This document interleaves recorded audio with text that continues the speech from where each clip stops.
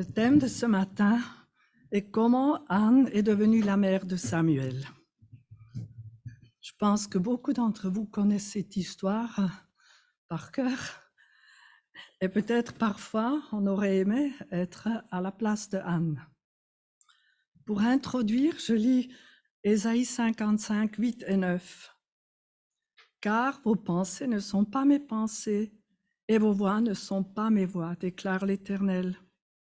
Autant le ciel est élevé au-dessus de la terre, autant mes voix sont élevées au-dessus de vos voix.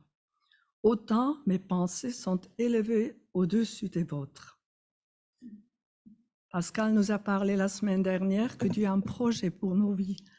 Et là, je reviens sur ça. Dieu a un plan pour notre vie, mais pour l'accomplir, il s'y prend des fois d'une manière surprenante et inattendue. Nous le verrons dans cette histoire que je lis dans 1 Samuel 1, les versets 1 à 20, dans la version du Semeur. Un homme nommé Elkana vivait à Ramathaïm Tsophine, dans la région montagneuse d'Éphraïm. Il était fils de Jéhoram et petit-fils d'Éliou de la famille de Tohu, descendant de Souf, un Éphraïmite. Il avait 2 épouses. L'une s'appelait Anne et l'autre Pénina. Pénina avait des enfants, mais Anne n'en avait pas. Chaque année, Elkana se rendit de sa ville à Silo pour y adorer l'Éternel, le Seigneur des armées célestes, et pour lui offrir des sacrifices. Les 2 fils d'Éli, Hophni et Pinéas, y officiaient comme prêtres de l'Éternel. Le jour où Elkana offrait son sacrifice, il attribuait des parts de viande à sa femme Pénina et à tous ses enfants. Et il donna une double part à Anne parce qu'il l'aimait, bien que le Seigneur l'ait empêché d'avoir des enfants. Sa rivale ne cessait de la vexer pour l'irriter contre Dieu de ce qu'il l'ait rendu stérile. Cela se produisait chaque année, toutes les fois qu'Anne se rendait au sanctuaire de l'Éternel. Pénina l'exaspérait. Alors Anne pleurait et restait sans manger. Elkana lui demandait : « Anne, pourquoi pleures-tu? Pourquoi restes-tu sans manger? Pourquoi es-tu si malheureuse? Est-ce que je ne vaux pas mieux pour toi que 10 fils? » Cette fois-ci, après qu'on eut mangé et bu à Silo, Anne se leva et se rendit au sanctuaire de l'Éternel. Le prêtre Élie était assis sur son siège près de la porte. Très affligée, Anne pria l'Éternel en pleurant à chaudes larmes. Alors elle fit le vœu suivant : « Éternel, Seigneur des armées célestes, si tu veux bien considérer la misère de ta servante et si tu interviens en ma faveur, si tu ne délaisses pas ta servante et si tu me donnes un fils, alors je te le consacrerai pour toute sa vie. Ses cheveux et sa barbe ne seront jamais coupés. » Comme elle priait longuement devant l'Éternel, Élie observa le mouvement de ses lèvres. Anne priait intérieurement, ses lèvres bougeaient, mais on n'entendait pas sa voix. Élie pensa qu'elle était ivre et il l'interpella. « Combien de temps encore veux-tu étaler ton ivresse? Va cuver ton vin ailleurs. » Anne lui répondit : « Non, mon Seigneur, je ne suis pas ivre, je n'ai bu ni vin ni boisson alcoolisée, mais je suis très malheureuse et j'ai penché mon cœur devant l'Éternel. Ne me juge pas mal et ne me considère pas comme une femme perverse. Si j'ai prié aussi longtemps, c'est parce que mon cœur débordait de chagrin et de douleur. » Dans ce cas, lui dit Élie, va en paix et que le Dieu d'Israël exauce la requête que tu lui as adressée. Anne répondit, je me recommande à ta bienveillance. Puis elle s'en alla, se restaura et son visage fut différent. Le lendemain, de bon matin, Elkana et sa famille se prosternèrent devant l'Éternel, puis ils rentrèrent chez eux à Rama. Elkana s'unit à Anne, sa femme, et l'Éternel intervint en sa faveur. Elle fut enceinte, et au terme de sa grossesse, elle mit au monde un garçon, auquel elle donna le nom de Samuel. Dieu a entendu, car, dit-elle, je l'ai demandé à l'Éternel. Jusqu'à là. Ce récit nous amène dans l'intimité d'une famille, et nous voulons nous arrêter aux différentes personnes pour voir comment Dieu accomplit son plan. Pour cela, il a commencé par des grandes difficultés. Commençons par Elkana. Le problème de la polygamie. 2 épouses, une avec beaucoup d'enfants et l'autre stérile. Aucune de ces 2 femmes n'est satisfaite de sa situation. D'une part, les enfants de Pénina ne lui suffisaient pas pour être heureuse, et d'autre part, l'amour que porte Elkana à Anne n'était pas suffisant non plus pour la rendre heureuse. Et Elkana était partagé entre ces 2 femmes parce qu'il aimait plus Anne, ce qui rendait Pénina insupportable. Et Pénina alors, 3 phrases sont suffisantes pour nous renseigner sur sa personnalité. Le verset 2 dit que Pénina avait des enfants, mais Anne n'en avait pas. Pénina, sa rivale, verset 6, Pénina, sa rivale, ne cessait de vexer Anne pour l'irriter contre Dieu de ce qui l'ait rendue stérile. Et la 3e phrase qui parle, c'est verset 7. Cela se reproduisait chaque année. Toutes les fois qu'Anne se rendait au sanctuaire de l'Éternel, Pénina l'exaspérait. Pénina aurait pu être une mère heureuse, comblée de ses enfants. Alors pourquoi avait-elle ce besoin de harceler Anne chaque année au moment où toute la famille allait au sanctuaire à Silo? Le verset 6 dit qu'elle ne cessait de vexer Anne pour l'irriter ou la révolter contre Dieu qui l'avait rendue stérile. Est-ce que la piété d'Anne la dérangeait ou était-ce par jalousie? En tout cas, son comportement donne envie de fuir plutôt que de vivre avec elle sous le même toit. Et pourtant, c'est d'elle que Dieu s'est servi pour accomplir son plan, en formant Anne et en transformant. Vous connaissez tous l'histoire du diamant. Si on veut avoir un diamant brillant, il faut une pierre à polir et travailler longtemps avec beaucoup de patience. Plus on polit, plus elle brille. Et sinon, elle reste terne. Et Pénina était cette pierre à polir pour Anne. Venons à Anne. Comment réagissait-elle aux constantes mesquineries de Pénina? Elle ne répondait pas aux propos de Pénina. Elle aurait pu répondre avec colère, la mépriser ou la rabaisser devant toute la famille. Au lieu de cela, elle pleurait et ne mangeait plus. Son attitude, par contre, faisait que son mari ne pouvait que l'aimer et essayer de la consoler. On ne la voyait pas se plaindre à qui voulait l'entendre.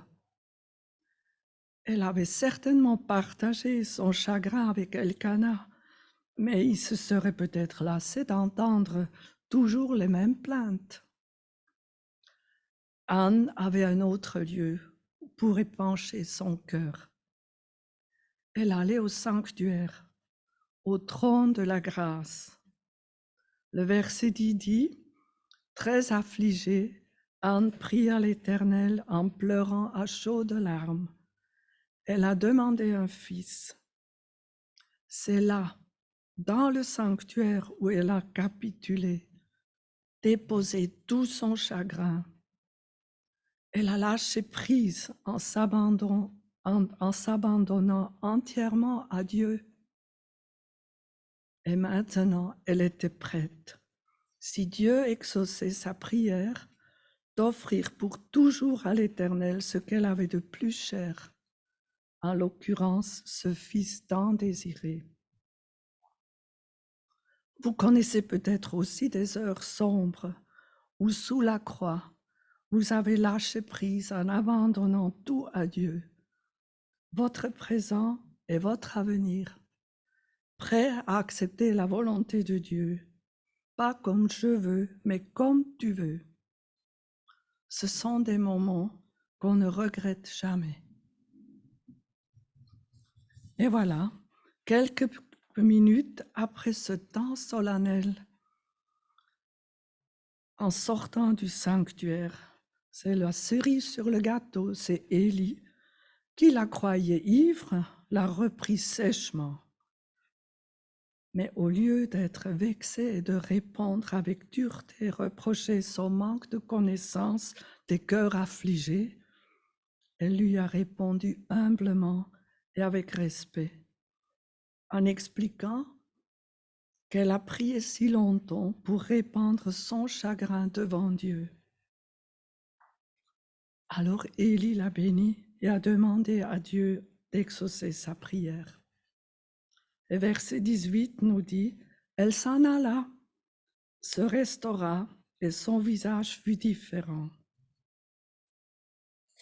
Et par la suite, Dieu a exaucé sa prière et lui a donné Samuel. Je continue la lecture dans verset 21. L'année suivante, Elkana se rendit de nouveau à Silo avec toute sa famille pour offrir à l'Éternel le sacrifice annuel et pour accomplir le vœu qu'il avait fait. Mais Anne ne l'accompagna pas. Elle dit en effet à son mari, « J'attends que l'enfant soit sevré.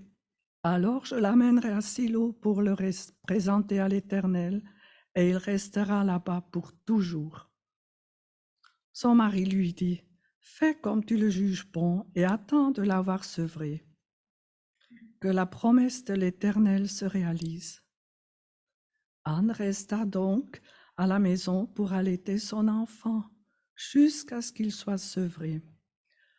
Entre parenthèses, dans ces pays, le sevrage pouvait aller jusqu'à 3 ans ou plus. À ce moment-là, elle l'amenait avec elle au sanctuaire de l'Éternel à Silo, en apportant un taureau de 3 ans, 10 kilogrammes de farine et une outre de vin. Le garçon était encore tout jeune. Ils offrirent le taureau en sacrifice et présentèrent l'enfant à Élie. Anne lui dit, « Excuse-moi, mon Seigneur, aussi vrai que tu vis, mon Seigneur, je suis cette femme qui se tenait près de toi ici, même pour prier l'Éternel. C'était pour obtenir cet enfant que je priais, et l'Éternel m'a accordé ce que je lui demandais. À mon tour, je veux le consacrer à l'Éternel pour toute sa vie. Il lui sera consacré. » Là-dessus, ils se prosternèrent là devant l'Éternel. Alors Anne prononça cette prière. « La joie remplit mon cœur.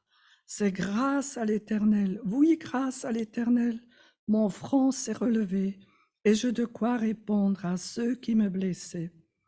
Oui, je jubile, car Dieu m'a secouru. Nul ne l'égale. L'Éternel seul est saint, et à part lui, il n'y a pas de Dieu, pas de rocher semblable à notre Dieu.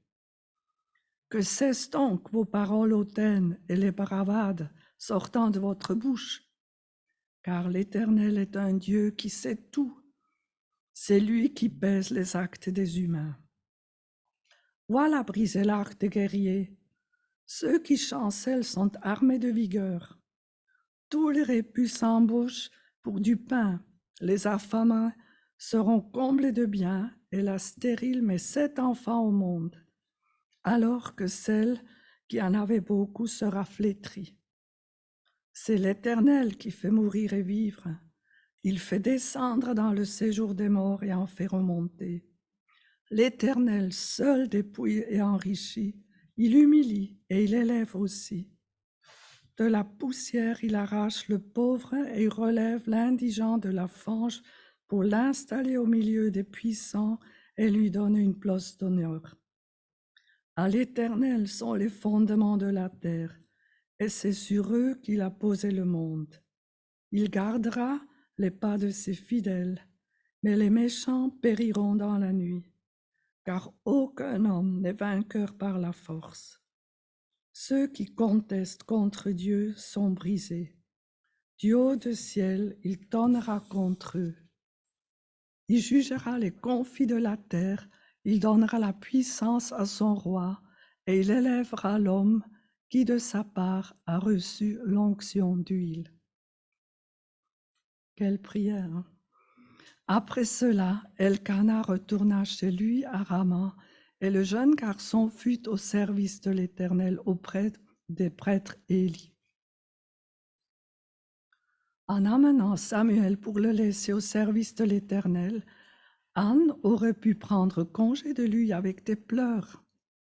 Vous avez déjà vu des mamans qui pleuraient le jour de la rentrée scolaire de leur enfant à la maternelle. Quel déchirement parfois!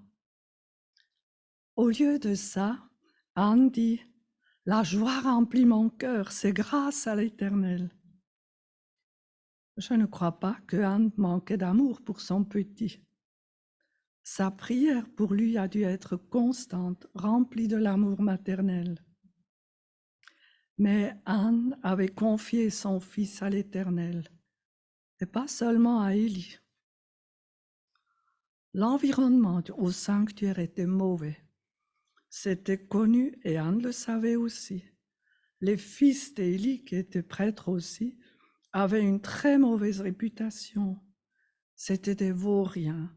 Ils volaient des sacrifices et vivaient ouvertement dans la prostitution.